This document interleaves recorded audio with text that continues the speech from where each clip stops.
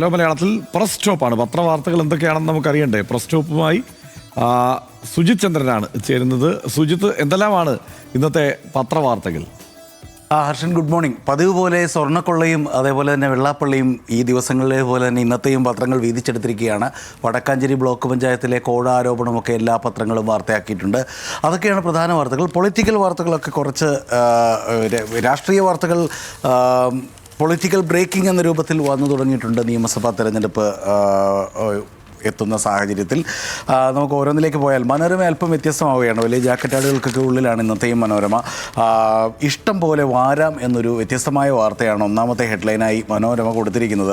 ധാതുഖനനം നിയമത്തിൽ ഒരു ഭേദഗതി വരുന്നു എന്നുള്ളതാണ് ആ വാർത്ത. അതായത് നിലവിൽ ഈ ധാതുഖനനങ്ങൾക്ക് ഏതെങ്കിലും ഒരു പഞ്ചായത്തിൽ, ഒരു കമ്പനിക്ക്, ഒരു സംസ്ഥാനത്ത് 10 ചതുരശ്ര കിലോമീറ്റർ മാത്രമാണ് അനുമതി നൽകുന്നത്. ഇനി അത് മാറുന്നത് എല്ലാത്തരം ധാതുഖനനത്തിനുമുള്ള പരിധികൾ ഇല്ലാതാവുന്നു എന്നാണ്. ഖനനത്തിന് മുമ്പുള്ള സർവേ നടപടികളും ലഘൂകരിക്കുന്നു എന്നാണ്. നിലവിൽ 5 വർഷം വരെയാണ് അതിന് ലൈസൻസ് കൊടുക്കുന്നത്. ബുദ്ധിമുട്ടേറിയ ഖനനങ്ങൾക്ക് 3 വർഷവും മറ്റുള്ളവയ്ക്ക് 2 വർഷവും ലൈസൻസ് കൊടുക്കുന്നു. ലക്ഷ്യം വിദേശ കമ്പനികളെ അടക്കം എത്തിച്ച് വലിയ നിക്ഷേപം കൊണ്ടുവരിക, വലിയ ഖനന പദ്ധതികൾ തുടങ്ങുക എന്നാണ്. ആശങ്ക വലിയ ഖനന കമ്പനികൾ ഓരോ സംസ്ഥാനത്തും കുത്തകകളായി മാറുന്ന ഒരു നില വന്നേക്കാമെന്ന് മനോരമ പറയുന്നു. അങ്ങനെ പരിസ്ഥിതി സംരക്ഷണത്തിലും അതിലൊരു ആശങ്കയുണ്ട് എന്ന കാര്യം മനോരമ പറഞ്ഞു വെക്കുകയാണ്. നേരത്തെ പറഞ്ഞ പോലെ വടക്കാഞ്ചേരി കോഴ ആരോപണത്തിലേക്ക് വന്നാൽ നേരറിയാൻ വിജിലൻസ് എന്നാണ് തലക്കെട്ടിട്ടിരിക്കുന്നത്. LDF വോട്ട് ചെയ്തത് അബദ്ധത്തിൽ, പണത്തിൻ്റെ കാര്യം വെറുതെ പറഞ്ഞെന്ന് കൂറുമാറിയ ലീഗ് സ്വതന്ത്രൻ ജാഫർ പറയുന്നു. പണം പറ്റിയിട്ടില്ല, പറ്റിയത് അബദ്ധം എന്നൊരു കാർട്ടൂൺ. അബദ്ധം പറ്റിയത് വോട്ട് ചെയ്തവർക്കാണ് എന്ന് വോട്ടർമാരുടെ മറുപടി. പ്രതിഷേധക്കാരെ ഭയന്ന് തൃശ്ശൂർ പാവറട്ടി പോലീസ് സ്റ്റേഷനിൽ അഭയം തേടിയ ജാഫർ. അത് വലിയ ഡ്രാമയൊക്കെ ആയിരുന്നു. നമ്മളടക്കം വാർത്ത കൊടുത്താണ് എങ്ങനെയാണ് വണ്ടി ഓടിച്ചകത്തേക്ക് വന്നത് എന്നതടക്കം. എല്ലാ പത്രങ്ങളിലും ഇന്നത് പല ആംഗിളിൽ ന്യായീകരണവും പ്രതിരോധവും ഒക്കെയായി ഈ വാർത്ത വിശദമായി തന്നെ ഉണ്ട്. മനോരമയുടെ 7-ാം പേജിലേക്ക് പോയാൽ സ്വർണ്ണക്കൊള്ളയ്ക്ക് മറ്റൊരു മാനം കൊടുക്കുകയാണ് ഇന്നത്തെ മനോരമ. സ്വർണ്ണക്കവർച്ച നയതന്ത്ര ചാനലിൽ കേന്ദ്ര അന്വേഷണം, പാളിപ്പോയത് പാഴ്സലിലോ എന്നാണ് ചോദ്യം. ആ തലക്കെട്ടിലെ എന്താണ് ദ്യോതിപ്പിക്കുന്നതെന്നൊക്കെ നമുക്ക് വ്യക്തമാണല്ലോ. UAE കോൺസുലേറ്റിലെ മുൻ ജീവനക്കാരിൽ നിന്ന് വിവരങ്ങൾ ശേഖരിച്ചു. നയതന്ത്ര സ്വർണ്ണക്കടത്തിലെ അന്വേഷണങ്ങളും റിപ്പോർട്ടുകളും പരിശോധിക്കുന്നു. അത്തരത്തിൽ അന്വേഷണം തുടങ്ങിയെന്ന് തന്നെയാണ് മനോരമ പറയുന്നത്. ശബരിമലയിൽ നിന്നുള്ള സ്വർണവും പൂജ്യവസ്തുക്കളും തിരുവനന്തപുരം UAE കോൺസുലേറ്റിലെ നയതന്ത്ര പാഴ്സൽ വഴി വിദേശത്തേക്ക് കടത്തിയിരിക്കാമെന്ന സാധ്യതയിൽ കേന്ദ്ര ഏജൻസികൾ അന്വേഷണം ആരംഭിച്ചു. ആ വാർത്ത വളഞ്ഞ് എങ്ങോട്ടേക്കാണ് വരുന്നതെന്ന് ആ വാർത്തയുടെ രൂപത്തിലും വ്യക്തം. ഒരുപക്ഷെ കേന്ദ്ര ഏജൻസികളുടെ ഉദ്ദേശത്തിലും അത് വ്യക്തമാണ് എന്ന് ഒരുപക്ഷെ നമുക്ക് കരുതാം. അതിൻ്റെ താഴെ ചെമ്പായ സ്വർണം ഏതൊക്കെയെന്ന്, ശബരിമലയിൽ നിന്ന് എത്ര സ്വർണം പോയി എന്ന കാര്യത്തിൽ പലർക്കും അവ്യക്തതയുണ്ട്, വ്യക്തത കുറവുണ്ട്, പല അളവ് പറയുന്നുണ്ട്. ഇതിൽ പറയുന്നത് ശ്രീകോവിലെ വാതിലുകളിലെ കട്ടിളപ്പാളികളിലെ സ്വർണം 314 പവനുണ്ട്.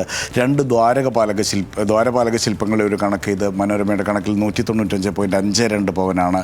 വടക്ക് തെക്ക് മൂലകളിലടക്കം ശ്രീകോവിലിന് ചുറ്റുമുള്ള 8 തൂണുകളിലായി പതിച്ചിരുന്ന സ്വർണം 537 പവനെന്ന് പറയുന്നു. നഷ്ടമായോ എന്ന് ഇതുവരെ കണ്ടെത്താത്ത മറ്റ് സ്വർണ്ണഭാഗങ്ങൾ എന്ന് പറഞ്ഞ് മേൽക്കൂര, റെയിൻ ഗട്ടർ, സോപാനത്തിലെ ഹുണ്ടി എന്നിങ്ങനെ എണ്ണി പറഞ്ഞിട്ട് ആകെ 30.291 എന്നാണ് മനോരമയുടെ ഒരു കണക്ക്. പക്ഷേ ഈ കണക്ക് എങ്ങനെയുള്ളൊരു സ്ഥിരീകരണമാണ്, എങ്ങനെ ഇതിലെ വ്യക്തതയെന്ന് നമുക്ക് എന്തായാലും മനസ്സിലാവുന്നില്ല. ഇരുട്ടിൽ ആകപ്പാടെ ഒരൊറ്റ അടിക്കുന്ന മാതിരിയാണ് ഈ വാർത്ത വന്നിരിക്കുന്നത്. വലിയ ഇൻഫോഗ്രാഫിക്സ് ഉണ്ട്, കൃത്യമായ ദശാംശ കണക്കിൽ ഉള്ള വിശദാംശങ്ങളുണ്ട്. പക്ഷേ ഈ ഒരു കണക്ക് ഇതേവരെ പുറത്തു വന്നിട്ടില്ല. ഈ 30.291 കിലോഗ്രാം സ്വർണം മോഷ്ടിക്കപ്പെട്ടു എന്ന് ഒറ്റ നോട്ടത്തിലൊരു തെറ്റിദ്ധാരണ ഉണ്ടാകുന്ന രീതിയിലാണ് ആ വാർത്തയുടെ ഇൻഫോഗ്രാഫിക്സ് വിന്യസിച്ചിരിക്കുന്നത് എന്ന് ഏതായാലും പറയാതെ വയ്യ. തൊട്ടപ്പുറത്ത് മറ്റൊരു വാർത്തയുണ്ട്. രണ്ടാം ഊഴം ഇനി ഋഷഭിൻ്റെ ഊഴം എന്നാണ് തലക്കെട്ട്. MD വാസുദേവൻ നായരുടെ സ്വപ്നം രണ്ടാം ഊഴം ഋഷഭ് ഷെട്ടി പൂർത്തിയാക്കുമോ എന്ന് മനോരമ ചോദിക്കുന്നു. ആ പ്രതീക്ഷയിലാണ് MD ആരാധകർ. രണ്ടാം ഊഴം നോവൽ കാന്താര ഫെയിം ഋഷഭ് സിനിമയാക്കുന്നു എന്നാണ് വിവരം. പാൻ ഇന്ത്യൻ സിനിമയായി വിവിധ ഭാഷകളിൽ റിലീസ് ചെയ്യാനാണ് തീരുമാനം. ഈ സിനിമയുടെ ആലോചനകൾക്കായി ഋഷഭ് MDയെ കാണാൻ സമയം നിശ്ചയിച്ചിരുന്നെങ്കിലും അത് നടന്നിരുന്നില്ല. നേരത്തെ ഭീമൻ്റെ വേഷം മോഹൻലാൽ ചെയ്യുന്നു എന്ന തരത്തിലൊക്കെ വലിയ വാർത്തകളുണ്ടായിരുന്നു. അതിനി എങ്ങോട്ടേക്കാണ് പുരോഗമിക്കുന്നതെന്നറിയില്ല. MDയുടെ മകളും കഴിഞ്ഞ ദിവസം ദിവസം ഈ സിനിമ പുരോഗമിച്ചുകൊണ്ടിരിക്കുകയാണെന്ന് പറയുന്നു. അത് ഋഷഭ് ഷെട്ടിയിലൂടെയാണോ രണ്ടാം ഊഴത്തിലെ ഭീമനെ നമുക്ക് കാണാൻ പോകുന്നതെന്ന് നമുക്ക് കാത്തിരിക്കാം. മാതൃഭൂമിയിലേക്ക് വന്നാൽ ഇറാൻ കത്തുന്നു. വിദേശ വാർത്തയാണ് ഇന്നത്തെ തലക്കെട്ടായിട്ടുള്ള വാർത്ത. മരണം 7 എന്നാണ് വാർത്ത. ഇറാനിൽ ആഭ്യന്തര കലാപം നടക്കുകയാണ്. ആഭ്യന്തര യുദ്ധത്തോളം എത്തുന്ന കലാപം. മരണം 7 കഴിഞ്ഞിരിക്കുന്നു. പത്രം അടിക്കുന്ന സമയത്തെ വാർത്തയാണ് ഈ 7 എന്നുള്ളത്. ഏതായാലും പ്രതിഷേധക്കാരെ നേരിട്ടാൽ ഇടപെടുമെന്ന് ട്രംപും അങ്ങനെ ഇടപെട്ടാൽ ഇടപെടുമെന്ന് ഇറാനും പറഞ്ഞിട്ടുണ്ട്. അവിടുന്ന് പ്രചരിക്കുന്ന വീഡിയോകൾ ഡീപ്പ് ഫേക്ക് ആണെന്ന് അതായത് ഇറാൻ പറയുന്നു. ഖമേനിയുടെ അനുയായികൾ പറയുന്നു. അങ്ങനെയല്ല എന്ന് തിരിച്ചു പറയുന്നു. നാണയപ്പെരുപ്പവും ഇറാനിയൻ കറൻസിയായ റിയാലിൻ്റെ മൂല്യത്തകർച്ചയും കാരണം ഇറാനിൽ ആരംഭിച്ച ജനകീയ പ്രതിഷേധം കത്തിപ്പടരുന്നു. സുരക്ഷാ സേനയുമായുള്ള ഏറ്റുമുട്ടലിൽ 4 പേർ കൂടി മരിച്ചതോടെ മരണം 7. ആ മരണസംഖ്യയിൽ വ്യത്യാസമുണ്ട് എന്ന് നമുക്കറിയാമല്ലോ. ഇറാൻ വേഗം ശാന്തമാകട്ടെ എന്ന് കരുതാം.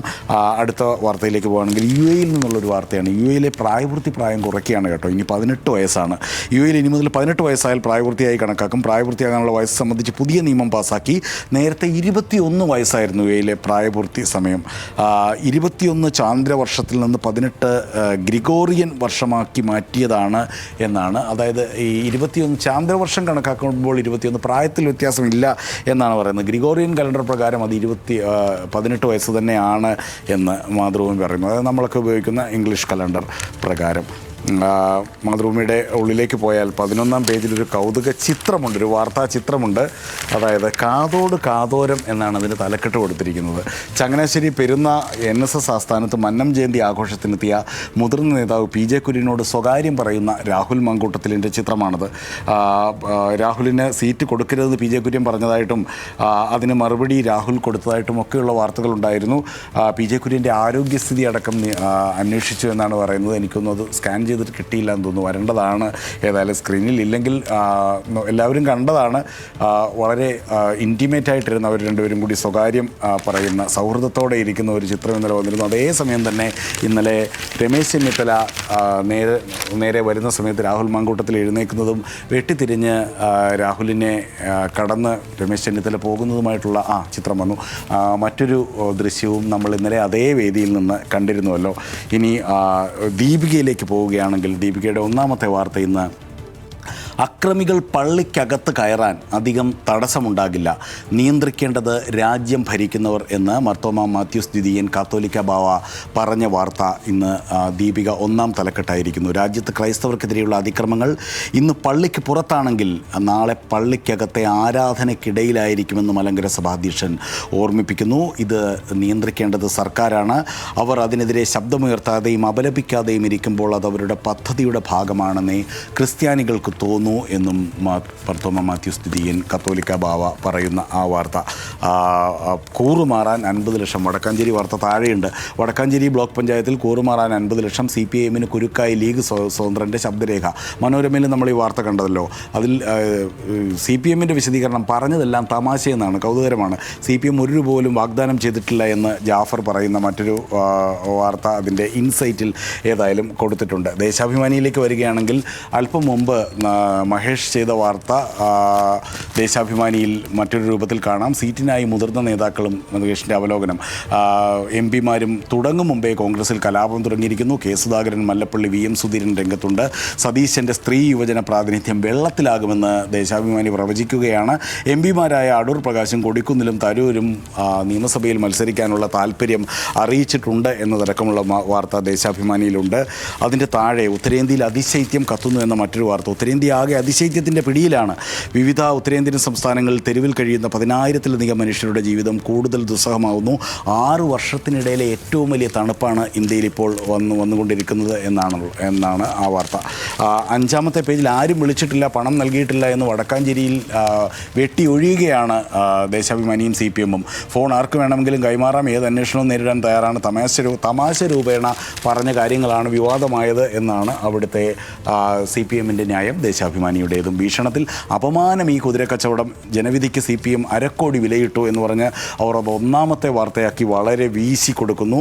തൊട്ടപ്പുറത്ത് കപ്പിത്താൻ കളം വിടണം, പിണറായിയെ മുൻനിർത്തിയാൽ ഭരണവിരുദ്ധ വികാരമുണ്ടെന്ന് പാർട്ടിക്കുള്ളിൽ ഒരു അഭിപ്രായമുണ്ട് എന്നുള്ളതാണ്. പക്ഷേ ആ വാർത്തയും എങ്ങനെ വിശ്വസിക്കും എന്നറിയില്ല. കാര്യം പിണറായിയെ മാത്രം മുൻനിർത്തി മുന്നോട്ട് പോകാനാണ് CPM അടുത്ത തെരഞ്ഞെടുപ്പിൽ തീരുമാനിച്ചിരിക്കുന്നത്. അദ്ദേഹം ധർമ്മടത്ത് മത്സരിക്കുകയും ചെയ്യുമെന്ന് നമ്മുടെ റീജിയണൽ അസോസിയേറ്റ് എഡിറ്റർ മഹേഷ് ചന്ദ്രൻ കഴിഞ്ഞ ദിവസം റിപ്പോർട്ട് ചെയ്തല്ലോ. മാധ്യമം അടങ്ങാതെ വെള്ളാപ്പള്ളി തള്ളാതെ CPM എന്നത് ഒന്നാമത്തെ തലക്കെട്ടാക്കുന്നു. ഒപ്പം കേരളകൗമുദി ന്യായീകരിക്കുന്നുണ്ട് വെള്ളാപ്പള്ളിയെ ആവോളം. അങ്ങനെ പോകുന്നു ഇന്നത്തെ പ്രധാന വാർത്തകൾ. ഹർഷൻ.